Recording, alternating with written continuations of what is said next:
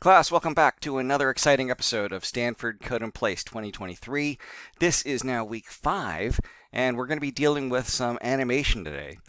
As always, I've given you a little cheat sheet here, and so what we reviewing from last week is we did graphics, and we did some random circles, and these are the commands that we reviewed. We have to be able to import, we have to be able to create the canvas with a capital C, we give it a width and height. We can create a rectangle with a top left and a bottom right, and we can create an oval, same parameters. And we can also sleep by importing time and then doing time.sleep with a delay. This week, we're going to be dealing with animation, which is very much the same stuff that we did last week, with one main exception. So last week, we would just create a rectangle, for example, and then we would kind of throw it away.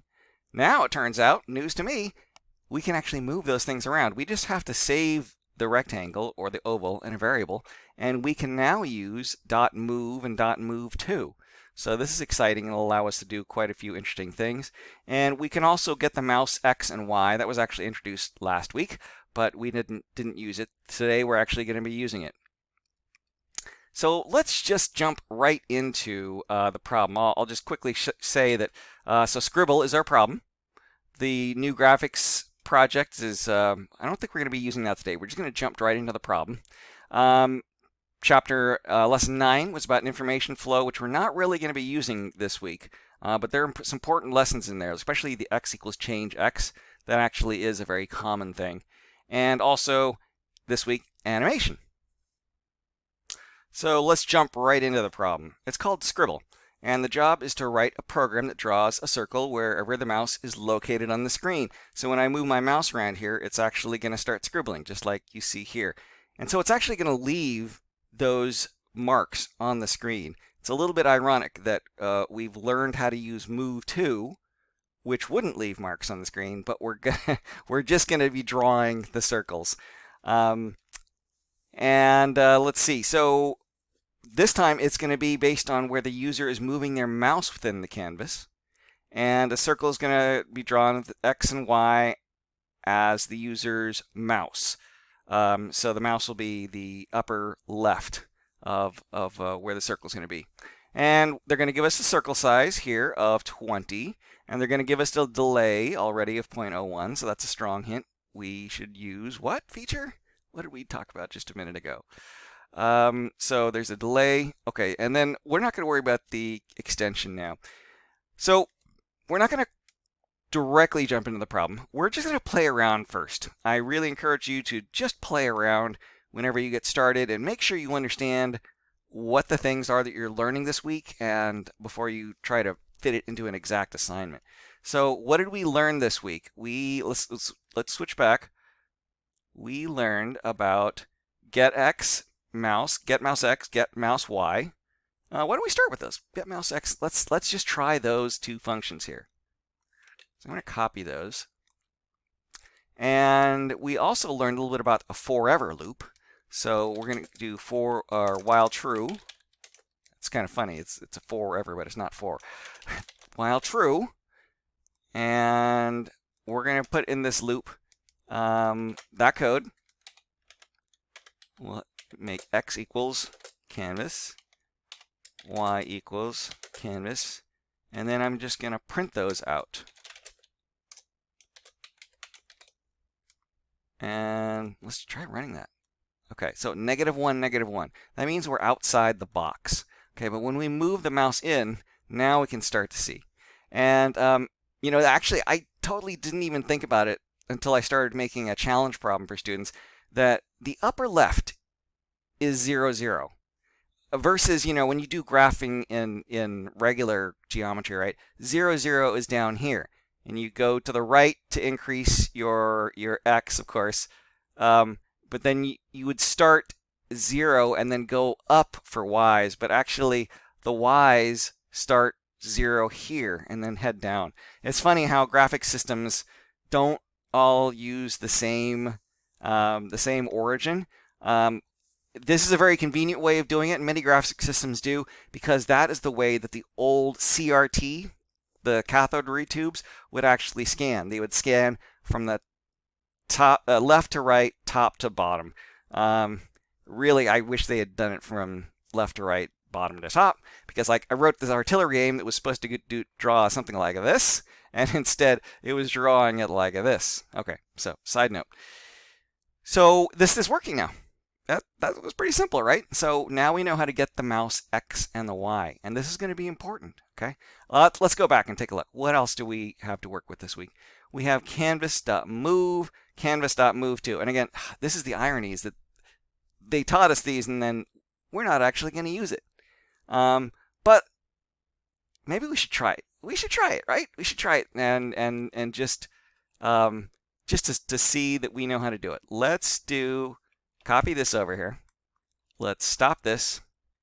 Let's put this in here. Let's do a canvas move to, and we need an object in the canvas, right? What is this? What is this object ID? So we need to create an object ID. How do we get an object ID? Now it's a little bit new. It's a little bit new, but a little bit the same. So last week when we did a canvas.createOval, we just put it out on its own. Okay, so here we can actually do this.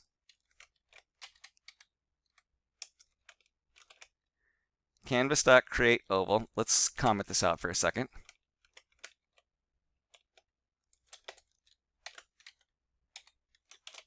So we're going to put a canvas.createOval.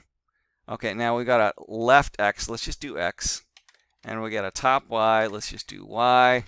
And here let's do X plus circle size.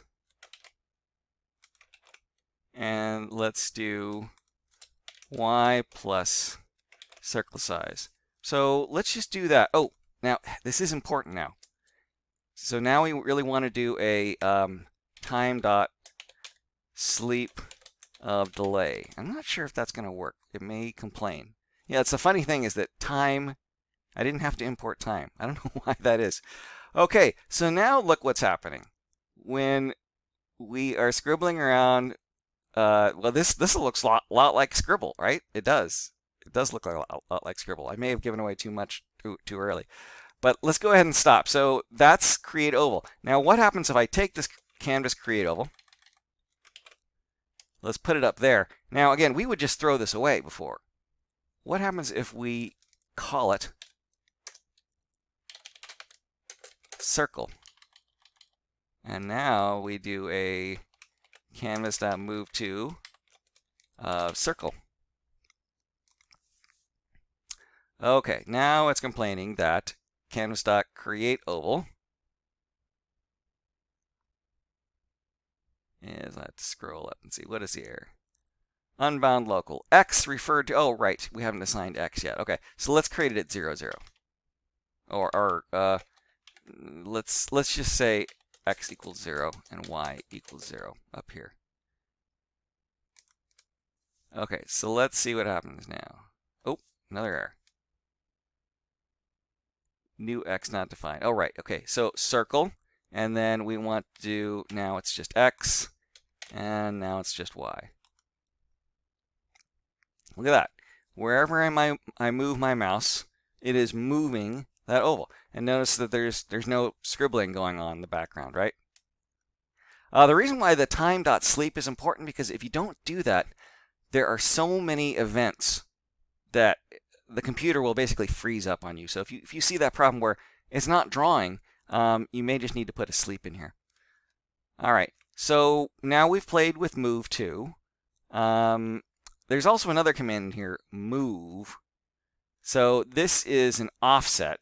It works great if you're, let me just double check that, right? So if we go to the docs and we go down to .move, move the object with the ID dx pixels to the right and dy pixels down. Yeah, so it's an offset. So it's great if you're doing a for loop and you're trying to move this thing over to the right or something like that. But it's not so great for what we're doing, where we're getting a mouse XY every single time.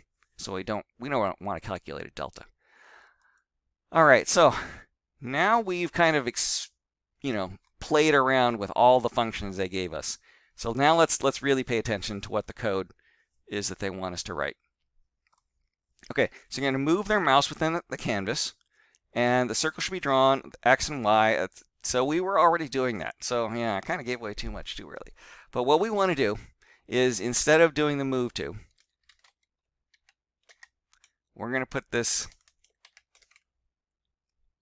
I can probably just undo all that I did, but I'll go ahead and cut this down here and paste this in. And so now we don't care about what happens to this oval. We're just going to create this oval. Let's put it a different color. Blue. All right. Let's try running this. There we go. It's scribbling around. Now, one thing that I don't like about this, and we can make a little tweak, is you notice how our circles are they're going outside the boundaries here. So we can look at only doing this when we're within the bounds. Let's start with a simple test and say, if x greater than or equal to 0 and x less than or equal to canvas width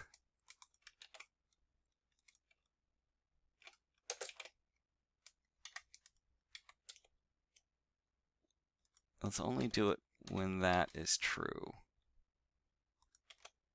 And now let's try running it.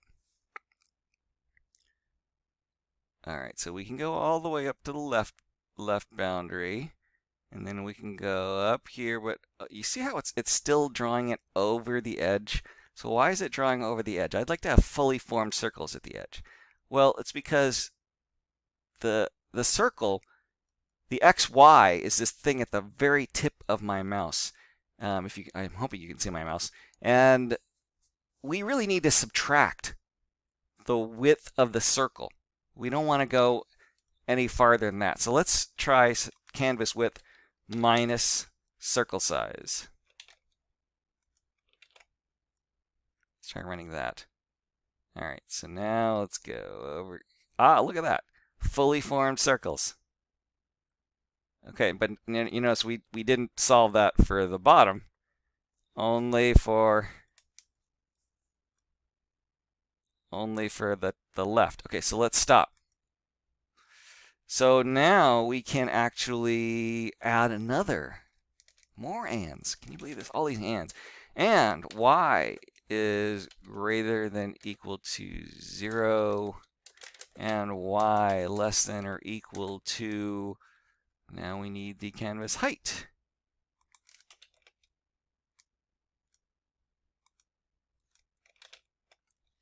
Minus, let's go grab that circle size.